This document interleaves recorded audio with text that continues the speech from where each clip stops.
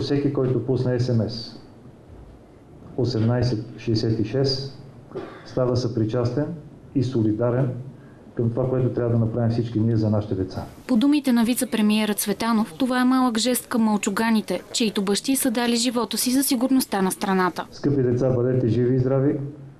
Най-вече да радвате вашите майки, вашите близки и да знаете, че винаги сме на разположение. Какво си пожелаваш за Коледа? Пожелавам си да сме живи и здрави. А някакви подаръци? Материалните неща не са толкова важни, отколкото да сме живи и здрави. А какъв искаш да станеш като пораснеш? Искам да стана като Калин Георгиев, като Цветан Цветанов, полицай.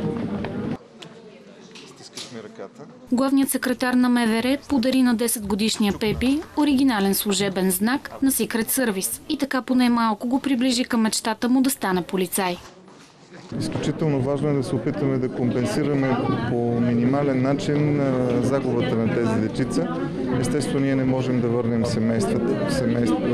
членовете на семействата, които те са загубили, но е важно да се почувстваме хора точно в този момент.